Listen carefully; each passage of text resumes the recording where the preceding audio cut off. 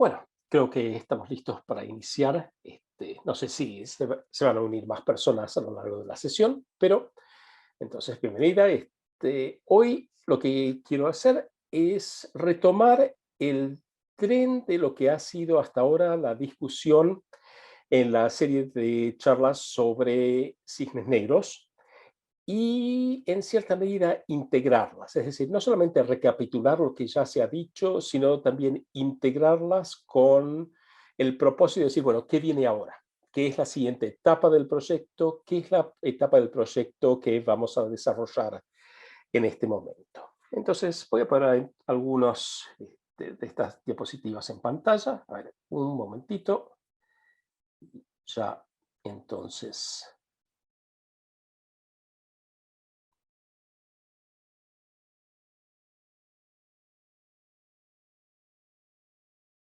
ahí estamos. Perfecto.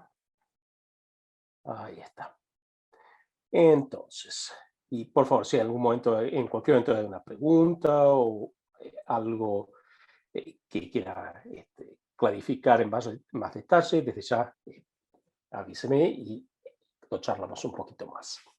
Entonces, acá la cuestión se llama de hablar de cómo uno va pensando, no solamente en qué es un cisne negro, sino cómo uno va preparando todo lo que uno hace en una institución, particularmente en una institución de educación, para manejar situaciones que derivan de la aparición de un cisne negro. Empecemos por definir bien qué es un cisne negro. Bueno, al margen de ser este hermoso animal que vemos aquí, un cisne negro es un evento que tiene tres características muy importantes. Primero, no se lo puede predecir por anticipado. Es decir, un cisne negro uno no sabe cuándo viene. Cuando ocurre un cisne negro siempre es una sorpresa. El segundo dato sobre los cisnes negros es que tiene un efecto importante, es decir, no son eventos que uno dice, bueno, sí, eso ocurrió, fue sorprendente, pero no pasó nada, sino que tiene un impacto muy importante sobre las actividades, sobre lo que uno está haciendo. Y el tercer componente o el tercer elemento es que estos cisnes negros pueden ser racionalizados en forma retrospectiva. Es decir, una vez que algo ya ocurrió, uno puede decir, bueno, esto pensándolo es lógico que haya ocurrido por esta razón y demás, pero no era predecible. Es decir, eso no era un camino de explicación que uno hubiera podido decir por anticipado.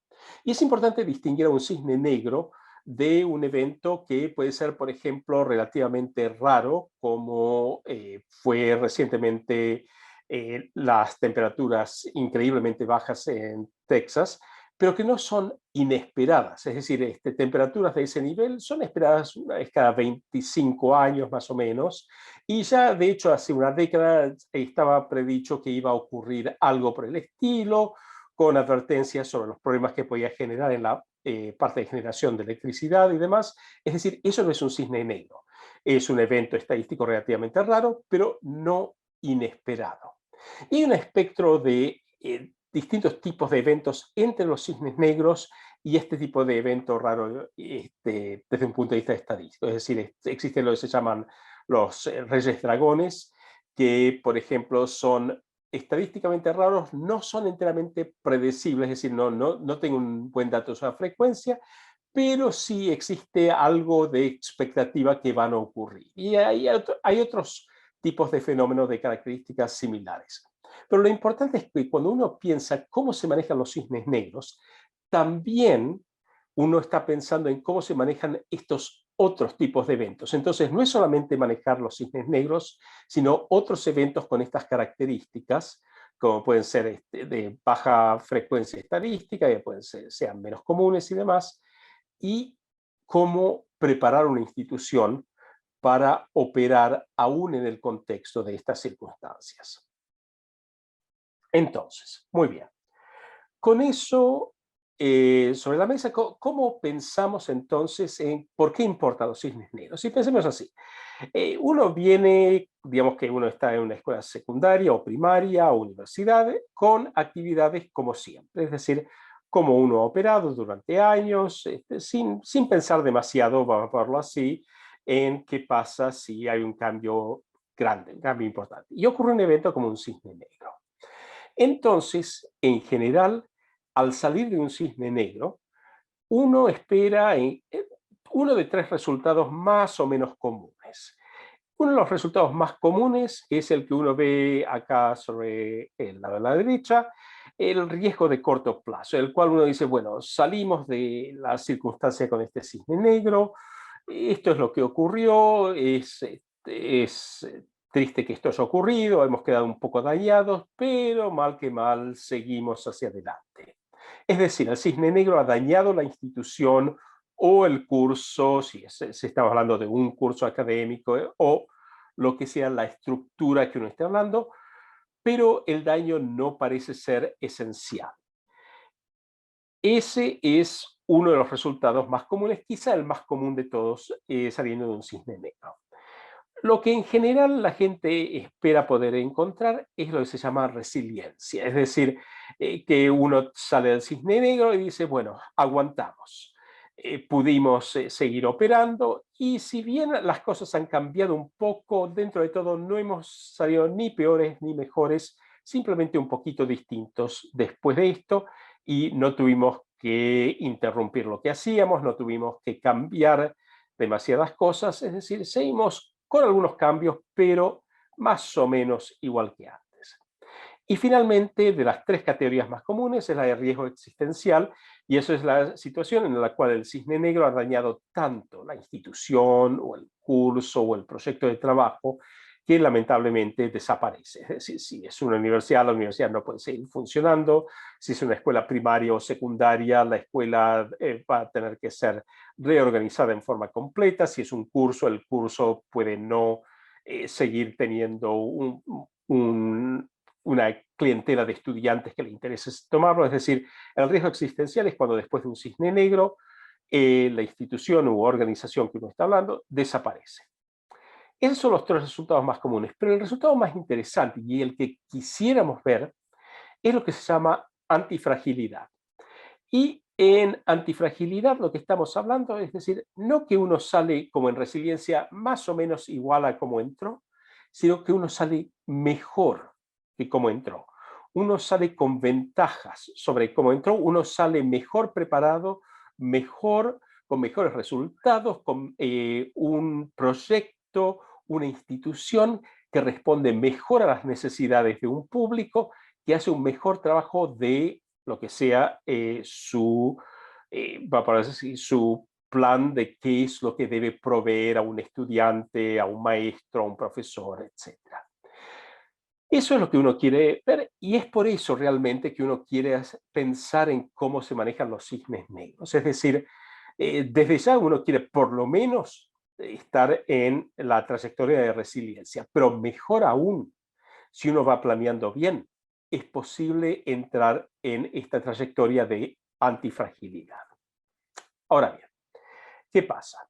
El término antifragilidad fue creado por Nassim Taleb y es la misma persona que creó el término cisne negro para describir este tipo de fenómeno de las instituciones que terminan mejor después de un evento de cisne negro de cómo entraron antes. Pero la primera pregunta que me hace la gente dice, pero un minuto, ¿esto realmente ocurre? Porque después de todo, si era una cuestión de mejorar la escuela, el curso, la institución, etcétera, no podíamos hacerlo de antes, de antemano, es decir, no, ¿por qué? Esto es algo que no nos habíamos dado cuenta que podíamos hacer o que simplemente por distraídos no nos dimos cuenta. Y ese es un comentario muy común. Y la otra comentario es decir, ¿realmente es posible?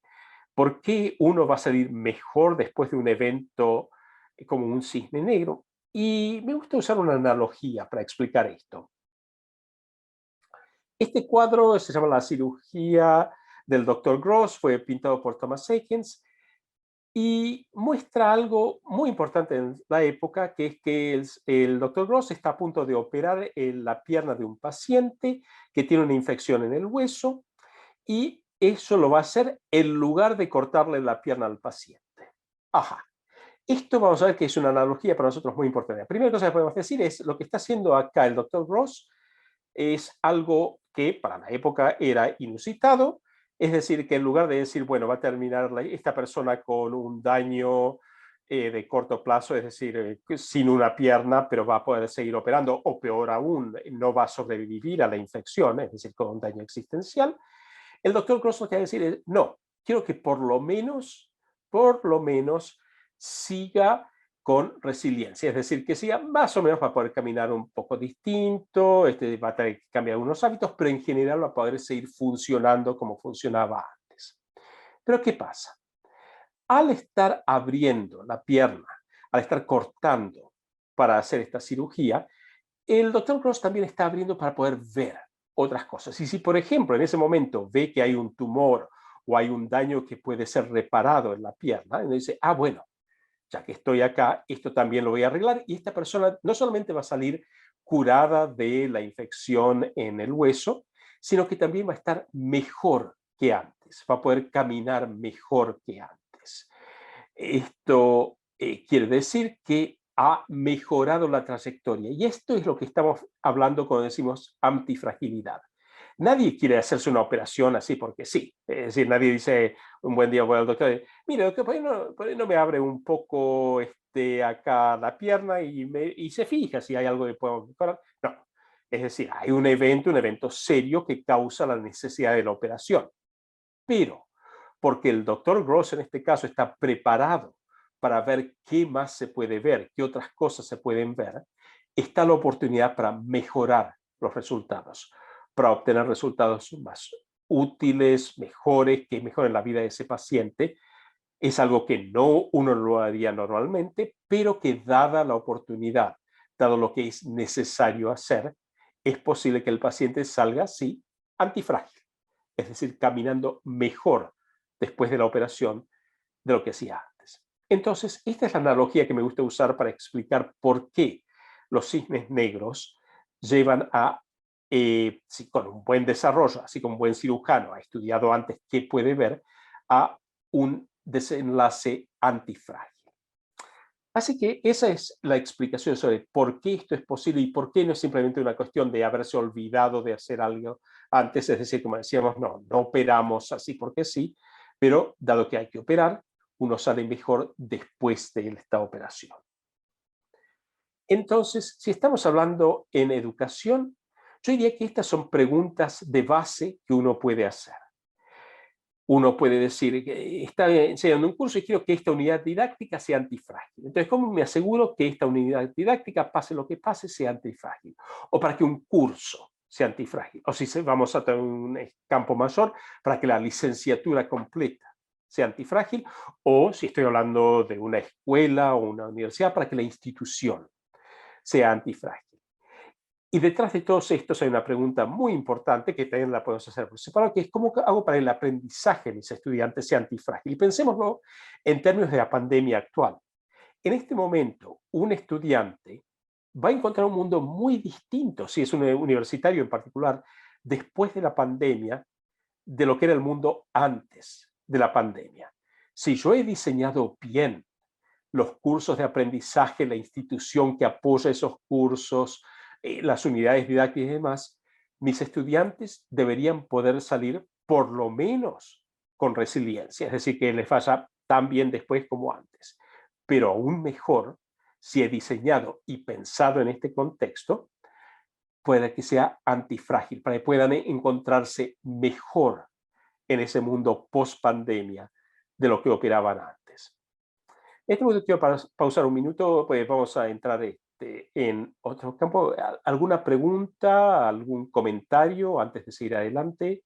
Y quiero que esto sea útil, ¿no? Que no sea simplemente una presentación, pero si hay alguna pregunta, algún contexto para hablar, por favor, avisa. Si me avisa o me tipea en el chat. Ajá, reviso. Bueno, me alegro mucho entonces. Bueno. Entonces, seguimos adelante. Así es, la pandemia nos atraviesa a todos, créame. Y lo interesante para mí ha sido ver cómo distintas instituciones han intentado decir, no, la pandemia eso es algo que ya lo corrigieron con cuestión de hacer un par de cursos online y ya está. Y no, es mucho más seria la cuestión. Y lamentablemente eso también se ve, ¿no? En las instituciones que han decidido no me voy a decir ignorar la pandemia, pero sí dejarla de lado como cuestión de desarrollo fundamental. Bueno, muy bien. Entonces, esto pone sobre la mesa lo que vamos a decir, cómo vamos a usar lo que ya hemos ido desarrollando sobre el tema de pensamiento de cisnes negros. Entonces, primera cosa que tenemos que hacer es desempacar o de abrir la caja en la cual ocurren las actividades que tienen lugar en forma diaria, es decir, ese mundo de lo habitual que teníamos antes, durante y después del cisne negro. Y resulta que hay tres dimensiones que son importantes para ver, que vamos a ver cada una por separado, ¿no? Dinámica de sistemas, teoría de agentes y teoría de redes. Esto vamos a ver que tiene que ver con cómo se comunican, cómo se estructuran los distintos grupos, los distintos aspectos de una institución de educación y cómo interactúan. Y eso lo vamos a ver en un minutito. Y segundo, vamos a ver también, entonces, yendo hacia adelante, cómo podemos usar dos modelos que yo he desarrollado, el modelo Summer para uso de tecnología en educación y el quinteto de tecnologías para educación, para decir, bueno, ¿qué tipo de respuestas podemos ir construyendo? ¿Cómo podemos pensar en el campo de educación? ¿Cómo podemos pensar en armar proyectos que sean antifrágiles en educación? Entonces, primero empecemos con esos tres aspectos que nos permiten abrir la cajita donde ocurren todos los eventos cotidianos y decir, bueno, pero realmente, ¿qué es lo que estamos mirando, ¿no? Entonces, el primero de estos eventos es el que lo revisamos el 23 de octubre, que fue la primera sesión sobre cisnes negros de este proyecto, sobre teoría de sistemas. Y este es un resumen visual de esa sesión que fue construido por Karina Branson, que es realmente genial el trabajo que hace, realmente estupendo para el tipo de resumen visual. Y recomiendo el video de la sesión, está disponible, y el resumen visual también, para repasar un poco de qué estamos hablando en más detalle de lo que voy a cubrir hoy. Pero básicamente lo que estamos hablando en sistemas es decir, bueno, tenemos componentes, tenemos grupos que son lo que definen el sistema. Entonces, por ejemplo, en una universidad podemos tener cursos, podemos tener grupos que son estudiantes, profesores, administradores. Entonces tenemos esos distintos grupos y después tenemos conexiones entre esos grupos. Por eso tenemos, por ejemplo, que decimos, bueno, una conexión entre los estudiantes y los profesores o los cursos que toman los estudiantes, ¿correcto? O podemos hablar del desarrollo de una cátedra. O si estamos hablando de una institución universitaria, la parte de financiamiento, de dónde vienen sus fondos, parte viene de investigación, parte viene del Estado, parte viene de donantes. Entonces, cómo todo eso fluye a través del sistema. Y eso es exactamente la idea fundamental de teoría de sistemas.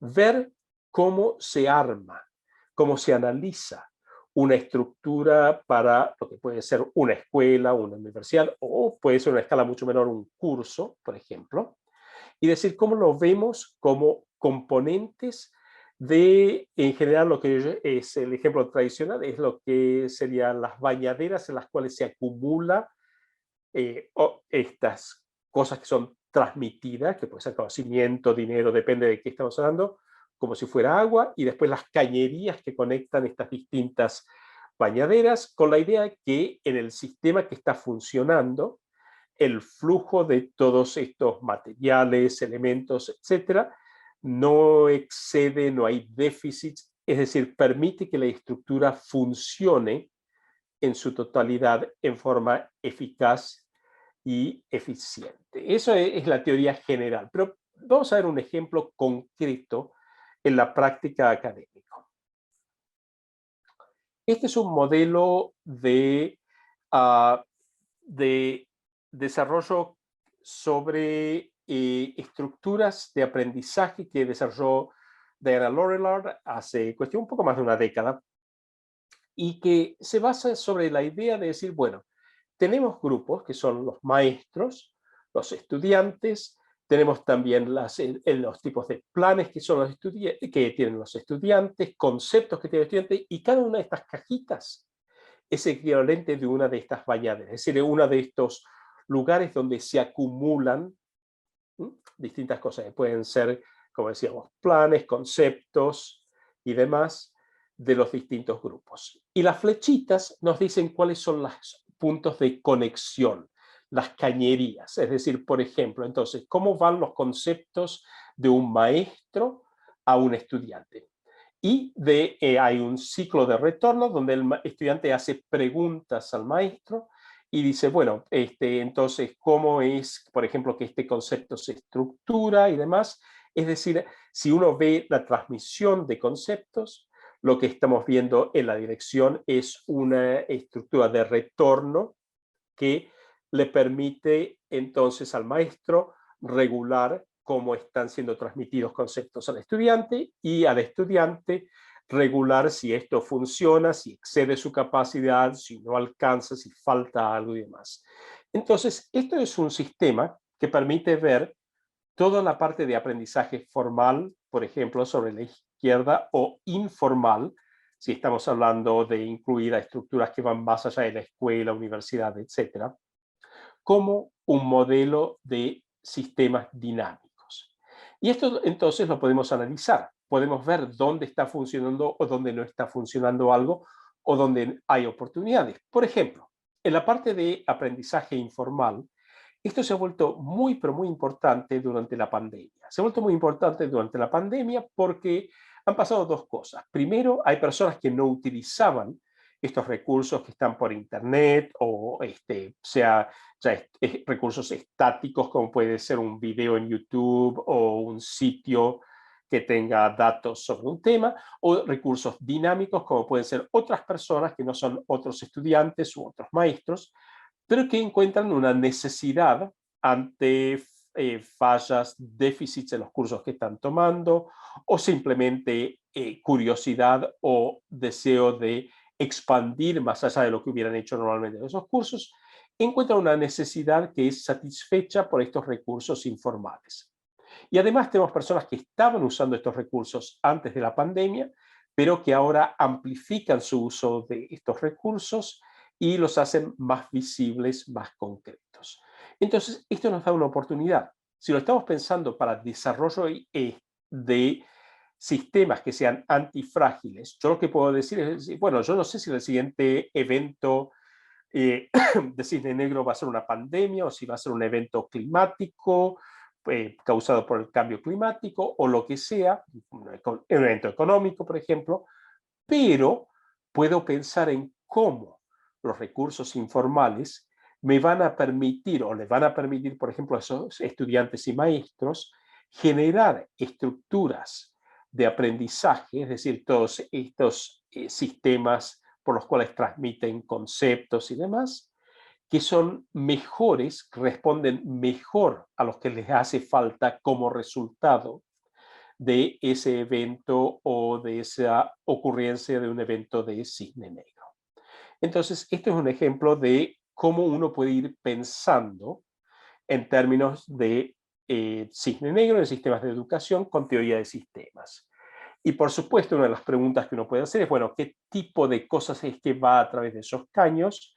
Y esto también es del modelo de Lorillard, que dice, bueno, estamos viendo estos 6 tipos de aprendizaje. Entonces, si estoy hablando, por ejemplo, de aprendizaje informal, decir, bueno, ¿cómo puedo usarlo, por ejemplo, para discusión, donde el estudiante, los maestros, si estamos hablando de escuela secundaria, por ejemplo, estén hablando con un público informal fuera o más allá de lo que serían normalmente los límites habituales de la escuela y cómo eso permite pensar en una dinámica de sistemas que corrija algunas cosas que de no tener ese público para discutir y para colaborar, por ejemplo, si tomamos otro de estos tipos de aprendizaje con ese público, entonces habría un problema más serio que los estudiantes no tengan un recurso que les hace falta para responder a las demandas de la pandemia.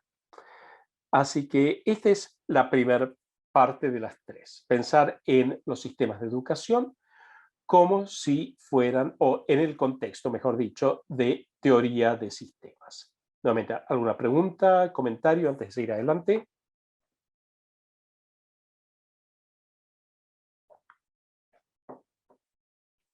¿eh?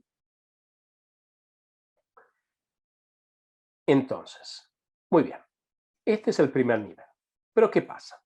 En este punto estamos viendo todo en un nivel muy... Ajá, me alegro entonces que resulte claro. Excelente. Lo estamos viendo en un nivel, por supuesto, de grupo de estudiantes, grupo de maestros y demás. Pero ¿qué pasa? Los estudiantes realmente no son solamente un grupo, tienen características individuales. Un estudiante puede decidir algo independientemente del grupo de estudiantes, o de hecho cada estudiante va a decidir algo. Entonces podemos hablar desde el punto de vista de teoría de agentes. Y esta es la segunda sesión, nuevamente está grabada, fue la sesión del 18 de noviembre, la sesión está grabada, este es el resumen visual. Y la cuestión acá se llama decir, bueno, ¿qué pasa si ahora, en lugar de ver cada uno de estos simplemente como una caja o una bañadera con estos flujos, decimos, bueno, ¿qué pasa si empezamos a separar componentes? Si estamos viendo en este punto cómo cada estudiante, cómo cada maestro, etcétera, tiene su persona, puede tomar una decisión independiente, puede hacer un uso que no es exactamente un uso nada más que en el conjunto global, sino que también en el punto de agencia, de ahí por supuesto el término, agencia individual. Entonces, esto está bien, uno puede decir, si uno le gusta teoría de sistemas, pero con un grano más fino. Es cierto que uno lo puede ver desde esa perspectiva, pero es más fácil pensarlo como un nivel distinto, ¿no? Es decir, en lugar de decir, bueno, hago que cada uno de sus estudiantes sea una mini cajita del sistema de teoría de sistemas, es decir, no, pensémoslo más bien como un modelo con sus propias características que uno va a decir, bueno, todavía tengo estas cajas más globales, pero hay distintos miembros, componentes de estas cajas que tienen agencia individual. Y digamos un ejemplo entonces desde el punto de vista de teoría de educación. Y acá podemos ver evaluación formativa. Y acá tenemos una definición que es de Black y William de evaluación formativa.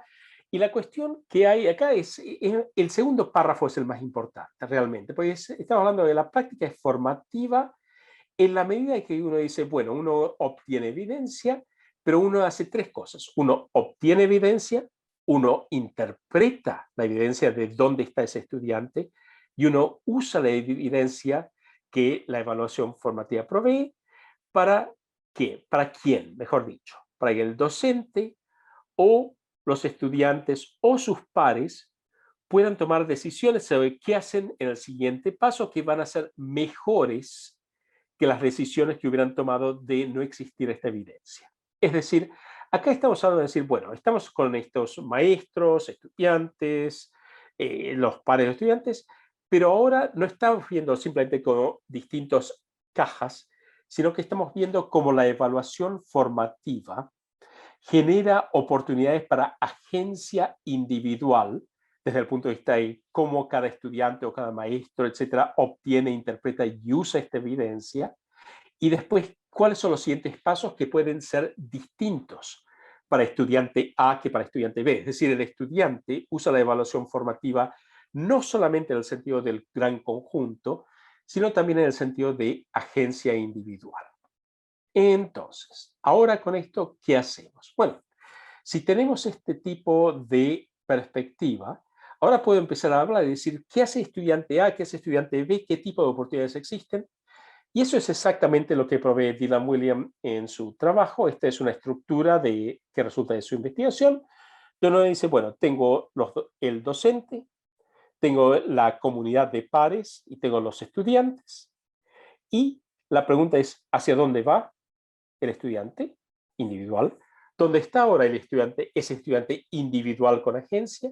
¿Y cómo conseguir que el estudiante alcance o llegue hacia donde quiere ir o donde es importante que vaya el estudiante? Nuevamente individual con agencia, y entonces existen estas 5 categorías que resultan de distintas actividades que instancian la agencia. Entonces, si lo estoy pensando desde el punto de vista de modelos de agencia, yo podría empezar con un modelo de teoría de sistemas, de dinámica de sistemas para mi curso, pero entonces irlo refinando diciendo, y bueno, el estudiante A digamos, supongamos que estamos utilizando, por ejemplo, ejemplo número 3, está recibiendo datos del docente que le permiten ir ajustando dónde está, decir, estoy invirtiendo demasiado tiempo acá, no suficiente allá, etcétera. Entonces eso permite que el estudiante ajuste sobre la marcha qué está haciendo. Entonces lo que hemos hecho acá es decimos, en lugar de ver todos los estudiantes como un bloque, vamos a verlos a los estudiantes sí como un grupo de pares, por eso sigue siendo útil, pero si estoy pensando cómo desarrollo evaluación formativa que sea antifrágil para mi curso, voy a diseñar un curso que utilice estas 5 categorías para opciones o instancias de agencia en forma distinta de acuerdo a cómo veo las posibilidades o necesidades de mi curso si se le presentara un cisne negro. Es decir, por ejemplo, yo puedo pensar que, bueno, en eventos de cisne negro voy a asegurarme por cómo he hecho la estructura de sistemas de mi curso, que los estudiantes puedan aún así seguir viendo unos a otros. Entonces puedo usarlo en la categoría 4, activar estudiantes como recursos para aprendizaje de otros, a un estudiante como otro. Pero pensémoslo ahora en contexto de la pandemia actual.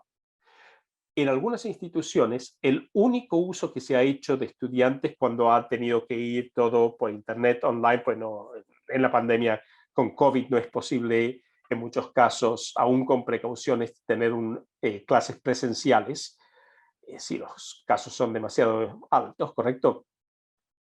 Pero en algunos casos lo único que ocurría es decir, bueno, todo el mundo va a estar a esta hora en Zoom y todos van a escuchar la misma charla y después van y trabajan en forma por separado. Es decir, bueno, pero si ese es el caso, estoy perdiendo una oportunidad para este tipo de agencia. Entonces, eso sería un aspecto del diseño que yo quiero corregir para que se vuelva o que lo sea, para que sea antifrágil. Entonces, este es el segundo nivel, el segundo tipo de, eh, el segundo tipo de modelo, con el modelo de agentes, para desempacar o desarmar las cajas que son antes de la estructura de antes de lo que ocurre con el cisne negro, antes de esas cirugías, vamos a ponerlo de cierta forma, opacas. Entonces, ¿cómo los arma? Nuevamente, ¿alguna pregunta, comentario?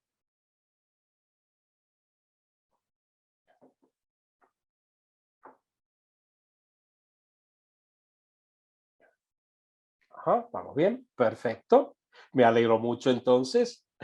Entonces vamos al último grupo, que es la teoría de redes. Y esta fue la tercera sesión del 16 de diciembre. Nuevamente aquí está el resumen, el video también está disponible, con ejercicios y demás asociados.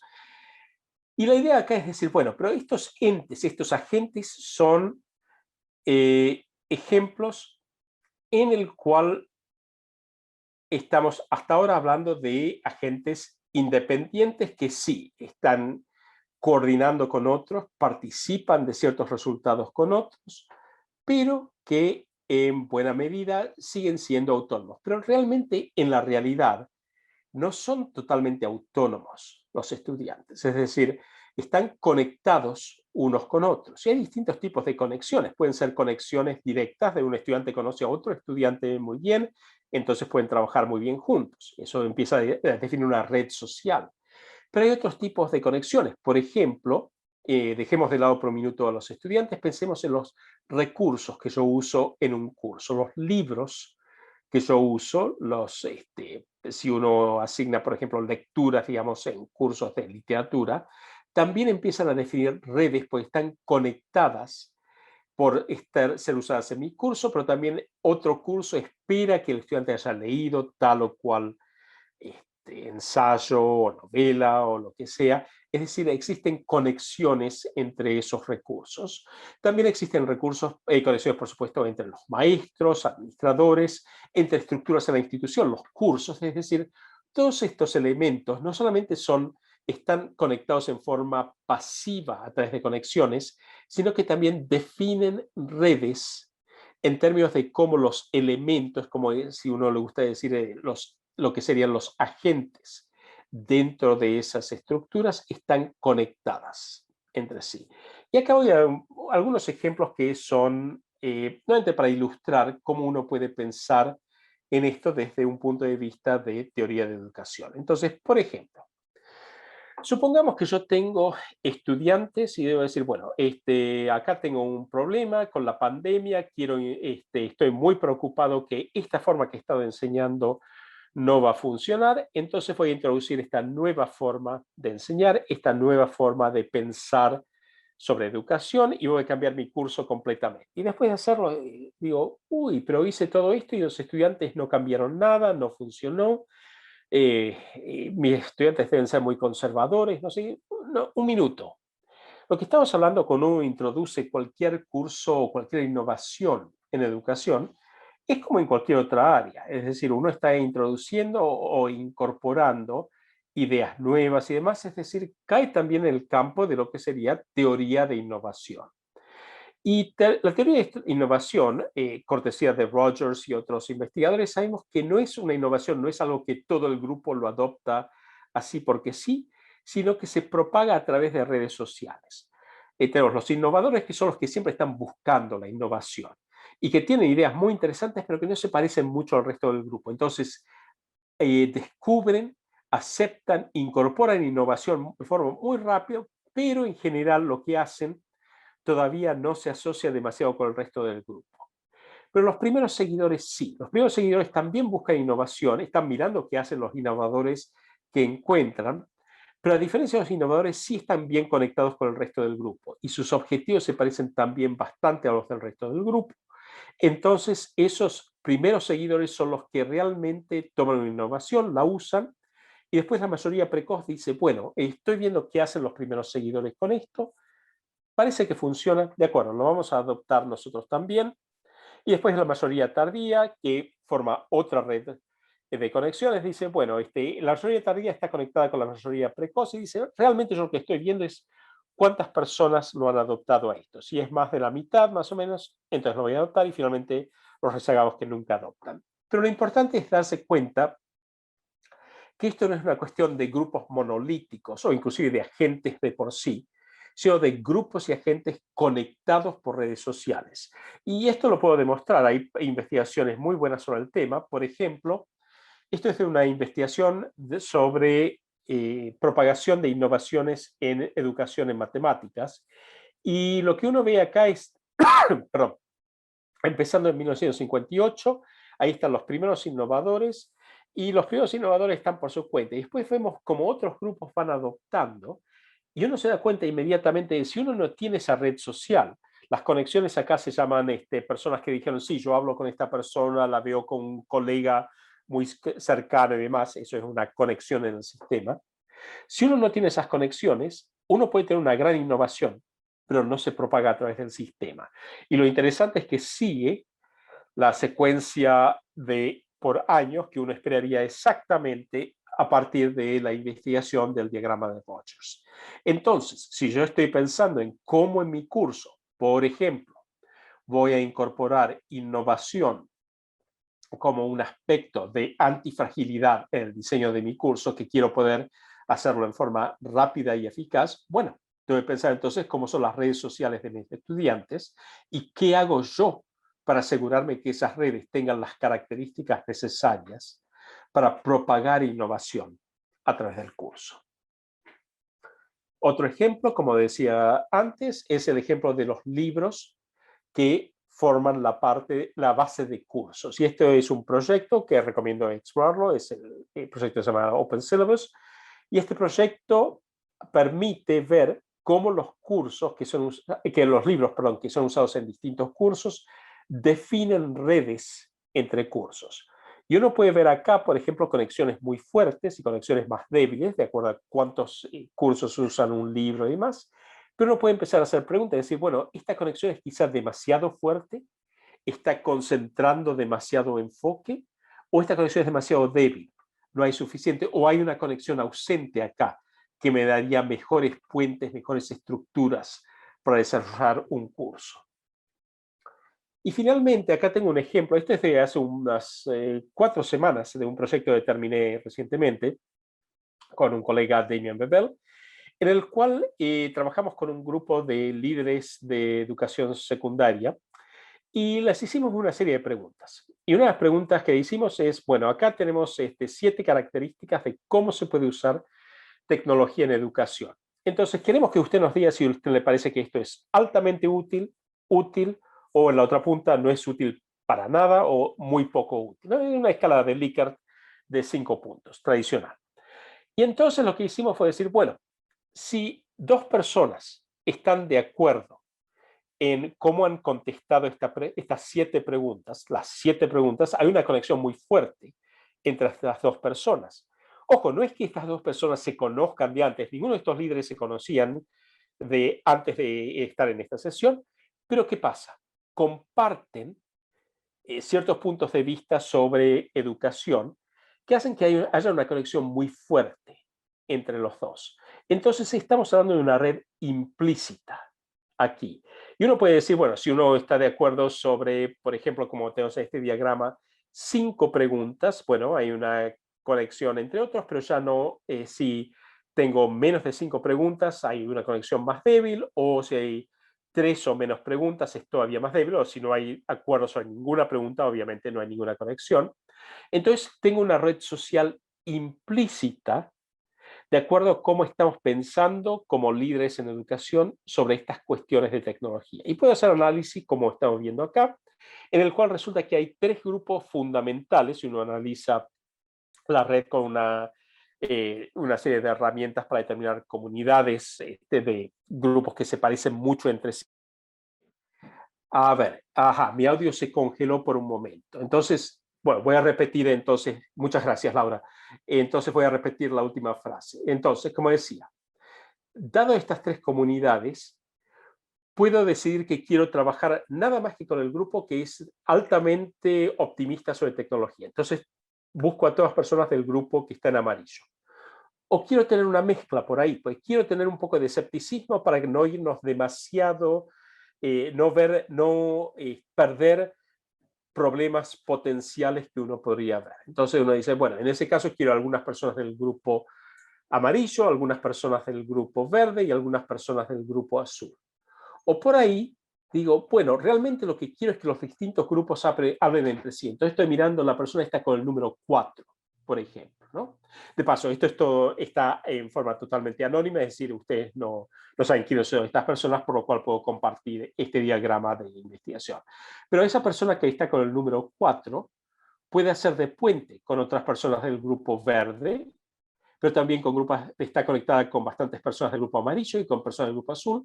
Es decir, si estoy buscando a alguien que me haga de mediador o que pueda hablar con todos estos grupos para un proyecto, la persona con el número 4 es con quien quiero hablar. Entonces, este es un tercer ejemplo de dónde aparecen teorías de redes y cómo lo podría usar para un proyecto. En otro caso podría ser algo totalmente distinto. Por ejemplo, podría decir, en lugar de ser las preguntas que le he hecho a estas personas con responsabilidad de dirigencia en educación, puede ser los cursos que tomaron mis estudiantes. Entonces, supongo que estoy en una escuela secundaria, donde los estudiantes pueden elegir cursos, o una universidad donde también los estudiantes pueden elegir cursos.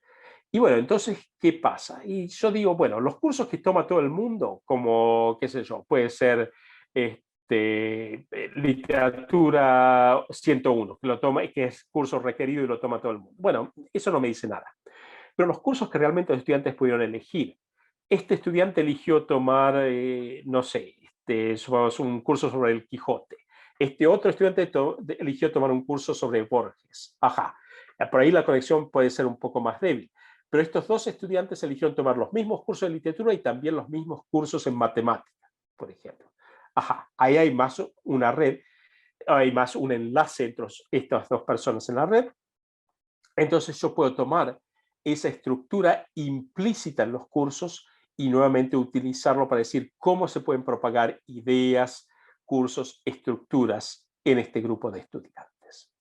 Así que esa es otra forma de encontrar, por ejemplo, estructuras implícitas de redes en educación.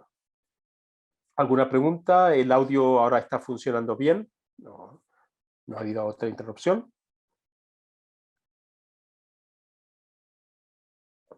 Excelente.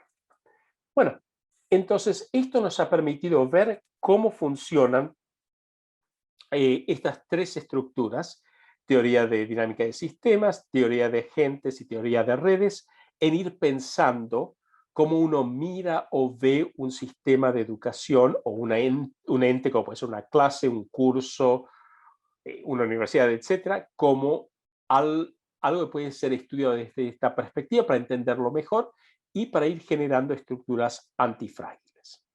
Ahora bien, lo que vamos a hacer en la siguiente fase de esta serie del proyecto sobre cisnes negros va a ser que distintos grupos, distintos equipos puedan desarrollar su propio plan. Y voy a hablar un poquito más sobre eso al final de esta sesión. Pero voy a introducir dos herramientas que en este momento apenas las voy a introducir para ver cómo van a ser importantes o cómo pueden ser útiles. La primera es un modelo que yo desarrollé, es el modelo Summer. Y el modelo Summer lo que dice es, bueno, uno puede usar tecnología en distintos niveles y de acuerdo al nivel en el cual uno usa la tecnología, uno tiene mayor o menor impacto sobre los resultados de los estudiantes. Entonces, si uno usa la tecnología para reemplazar una tecnología anterior directamente, sustitución, eso tiene muy, muy bajo impacto. Puede funcionar muy bien, pero no afecta mayormente los rendimientos de los estudiantes o cómo están haciendo algo y más.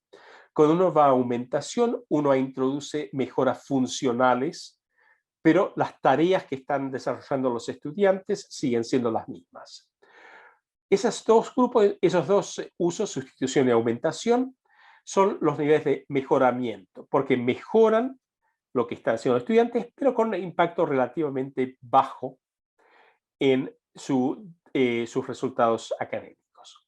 Los otros dos niveles de transformación tienen un impacto mucho más grande sobre los resultados de los estudiantes. Entonces, en modificación, uno no solamente mejora una tarea existente, sino que también la modifica para que funcione mejor y permita responder mejor a los estudiantes y demás.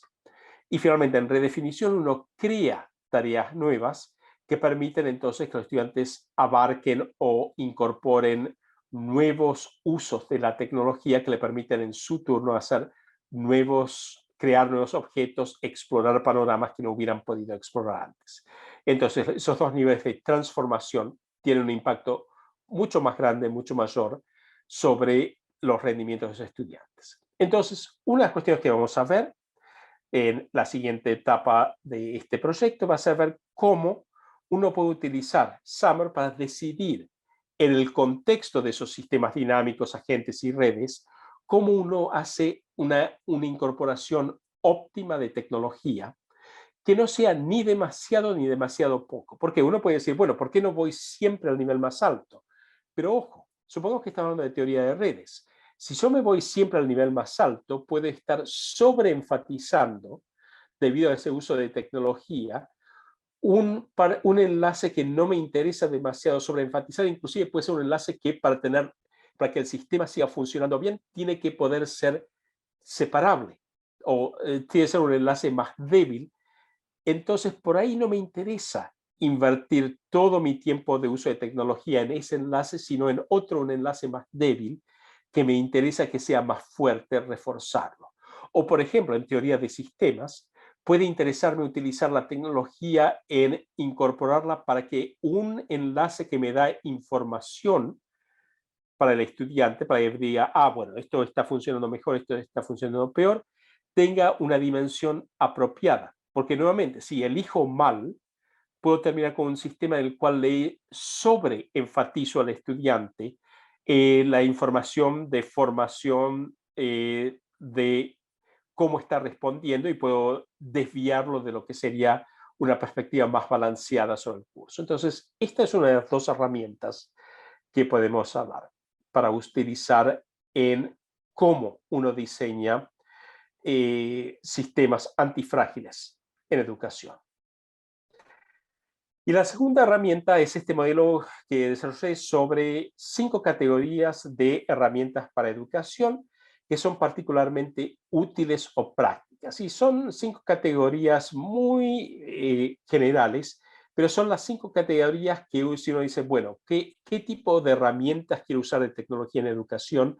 cómo las categorizo y para qué, estas 5 categorías funcionan bien. Entonces tenemos herramientas sociales que nos permiten comunicarnos y colaborar con otros, compartir lo creado. Herramientas de movilidad que dicen, bueno, los artefactos que usamos, llámese un teléfono celular, llámese una tableta, llámese una computadora portátil, no están enchufadas en la pared, sino que pueden ser utilizadas en cualquier momento y en cualquier lugar.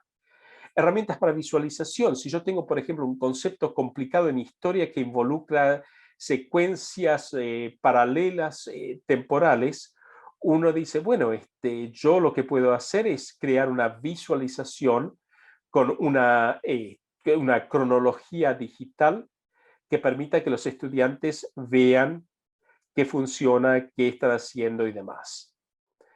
Entonces, si seguimos adelante, vemos que en narración está la categoría de integración y transmisión del conocimiento, lo cual permite decir, bueno, si yo en narración estoy contando una historia, lo que estoy haciendo es estoy creando algo que construye sentido, algo que crea conocimiento, crea sentido para otra persona, pero que al mismo tiempo lo que hace es crear sentido y demás para mí. Entonces permite integrar y transmitir conocimiento. Y finalmente, en la parte de videojuegos, lo que estamos hablando es decir, bueno, ¿qué motiva mi aprendizaje? Y conseguir. Veo que Eve está de vuelta, entonces vamos para recapitular. Entonces, donde habíamos dejado fue en visualización, ¿correcto? Que se cortó la comunicación, ¿es correcto, Eve? Ok. No sé si en este momento tiene problemas. Lo que hacemos es, puede seguir adelante, pero si hay cualquier problema, el resto de la sesión va a estar grabada. Así que si tiene problemas de vínculo, no se preocupe que, a ver, sí, creo que hay problemas de conexión. Entonces, como decía, si hay cualquier problema, no se preocupe porque va a estar grabada el resto de la sesión. Entonces, en visualización, nuevamente estamos hablando de decir, bueno, cómo uno puede tomar algo como un concepto complicado en cronología, en historia, con tramas paralelas y demás, y utilizando una visualización de una cronología digital, hacer que este concepto abstracto de sincronización, secuencia, causalidad cronológica se vuelva tangible, se vuelva concreto. Tenemos herramientas para narración que nos permiten contar cuentos, historias y demás en forma digital. Pueden ser secuencias de imágenes o secuencias de video, pero que entonces lo que estoy haciendo, estoy construyendo una historia para otros que tiene sentido, que permite ver que tal o cual conocimiento tiene un sentido coherente. Pero en construir significado o sentido coherente para otro, estoy construyendo significado o sentido coherente para mí. Y finalmente en videojuegos lo que tengo es una motivación, pues quiero ganarle al juego para aprender algo, pero al mismo tiempo el videojuego me da evaluación formativa, pero el juego me dice, usted le está ganando mejor o peor, gana por más puntos, está perdiendo por tantos puntos, es decir, me está dando evaluación formativa sobre cómo voy aprendiendo. Entonces, estas 5 herramientas yo las puedo utilizar con este tipo de enfoque, nuevamente para decir, bueno, ¿dónde estoy en este proyecto en educación que es antifrágil? ¿Y cómo hago uso de la tecnología para apoyar? Pues nuevamente, siempre puedo decir, bueno, este tema me hace falta algo en visualización, pero si, por ejemplo, yo lo que estoy interesado es decir, ¿cómo hago que los estudiantes sepan? Entonces, como decíamos, yo le doy con la herramienta de visualización la oportunidad a mis estudiantes que puedan ver, por ejemplo, qué otro estudiante tiene intereses similares y demás con una visualización de redes. O que le permita, por ejemplo, a un estudiante que dice, bueno, ahora con la pandemia tengo una estructura increíblemente complicada para ver cómo estructuro, cómo integro todos mis cursos. Bueno, nuevamente una estructura de cronología le puede permitir ver eso. Es decir, no solamente herramientas para aprender dentro del contexto de un curso, sino también para aprender acerca de estructuras que pueden permitir que una institución de educación siga adelante con su proyecto. Me queda un poquito nada más y ya terminamos entonces con el resto de la sesión. Entonces, todo esto puede conectarse con teoría de aprendizaje social de Vygotsky, y esto no voy a hablar en este momento más en detalle, más que para señalar que cada una de estas tecnologías está asociada con un proceso fundamental de aprendizaje social de Vygotsky y que entonces lo podemos usar para reforzar estos distintos aspectos. Bueno, entonces este es el punto final. Muy bien. Hasta ahora hemos estado hablando de cómo uno piensa en pensamiento antifrágil, por qué los cisnes negros ofrecen este tipo de oportunidad para desarrollo antifrágil y no solamente las otras alternativas que habíamos visto. Hemos visto cómo uno utiliza teoría de sistemas, teoría de agentes y teoría de redes para pensar en estos temas, y hemos hecho una introducción de dos herramientas específicamente en el campo de uso de tecnología en educación, el modelo SAMR y el quinteto de tecnologías para educación, para ver y decir, bueno, ¿cómo empiezo a optimizar mi uso de tecnología para conseguir los resultados que quiero y que nuevamente quería poner acá en pantalla? Entonces, ¿cómo para que la unidad didáctica sea antifrágil, para que el curso sea antifrágil y para que la licenciatura de institución sea antifrágil? En última instancia, ¿cómo hago para que el aprendizaje de mis estudiantes sea antifrágil? Y con esto es que quiero cerrar, porque esto es la etapa actual del proyecto. Hasta ahora lo que hemos ido haciendo ha sido desarrollando un poco más en detalle lo que he hecho hoy, todos estos elementos. Yendo hacia adelante, vamos a trabajar, sí, por supuesto, con Summer y con el quinteto, pero lo que estamos haciendo ahora es una invitación. Entonces, lo que vamos a hacer en esta etapa es una invitación para que las personas que han estado escuchando estas charlas, que les interesa el tema, puedan participar en un taller de diseño antifrágil con su equipo. Lo que vamos a hacer es que vamos a mandarle a todos los que han participado en los distintos idiomas en estas sesiones una invitación para decir, ¿qué tema les interesaría trabajar? Cualquiera de estos temas o puede ser otro. Ojo, estas son las categorías principales que yo enumero para que haya un punto de partida, pero nuevamente puede ser otro el tema. Y recomendamos que sea un equipo. ¿Por qué? Porque más cabezas pensando en un tema ven distintos ángulos, ven distintas posibilidades, pero ojo, nuevamente, si es individual o si es un equipo muy grande, bueno, tiene que ser lo que sea para que trabaje para los equipos, para las personas que quieren utilizar este conocimiento, estos elementos para construir ideas para desarrollo antifrágil. Y esto no va a ser un taller hipotético. Lo que queremos es que los distintos grupos traigan realmente temas, proyectos de sus instituciones. Puede ser decir, tenemos una universidad y queremos que la universidad sea mejor, más robusta, más antifrágil. O puede ser un curso, o puede ser una bolilla inclusive de instrucción. Es decir, esta es una bolilla muy problemática, pero es muy importante. Quiero que sea antifrágil.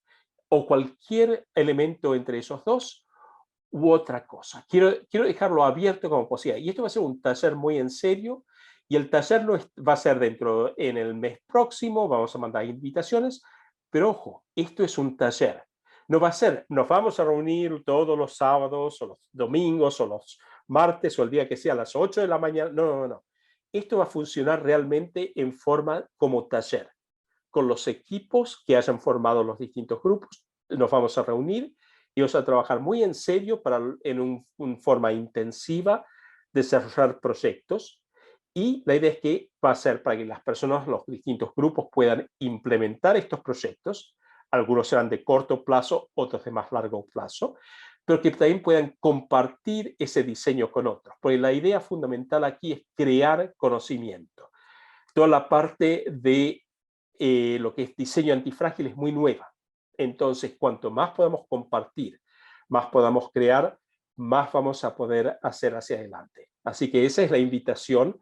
Y bueno, desde ya está la invitación sobre la mesa y Laura va a mandar, como decíamos, en los próximos días una serie de emails con detalles sobre la invitación y demás, pero ese es el propósito, poder seguir adelante y poder trabajar en taller de diseño sobre esta idea de diseño antifrágil en educación. Así que bueno, esa es la propuesta, que me alegro de ver que le gusta el chat. Otras preguntas, y de paso le agradezco muchísimo que haya vuelto, sé que puede ser difícil por estos días mantener una conexión estable, así que me ha pasado a mí también, así que le agradezco muchísimo haber estado realmente con toda la sesión. ¿Alguna pregunta o comentario realmente que pueda responder en este momento? Bueno, me alegro mucho que resulte interesante y por favor, si realmente quiere seguir adelante con una propuesta, desde ya le pido que por favor, cuando Laura le mande toda la información, ya mande qué le gustaría hacer, con qué equipo, y totalmente de acuerdo, pensar en conjunto es muy, muy importante para esto. Así que desde ya, entonces, le agradezco que, como digo, su presencia y sus comentarios, y me gusta mucho y me alegra, vaya, que le guste la propuesta. Así que, bueno, creo que entonces algún otro comentario o pregunta. Bueno, no, al contrario, muchas gracias a usted. Ha sido un placer realmente poder compartir esto con usted. Y bueno, cualquier persona que lo quiera ver para compartir, desde ya, la videograbación va a estar lista probablemente en algún momento mañana, y nuevamente Laura va a mandarle un link con esa información y, como decíamos, las diapositivas desde ya, el PDF de las diapositivas también va a estar disponible. Así que bueno, si entonces no hay más preguntas, creo que le agradezco una vez más y desde ya muy buenas tardes a usted también. Y bueno, nos veremos con un poco de suerte entonces en el taller. ¿De acuerdo? Hasta pronto entonces.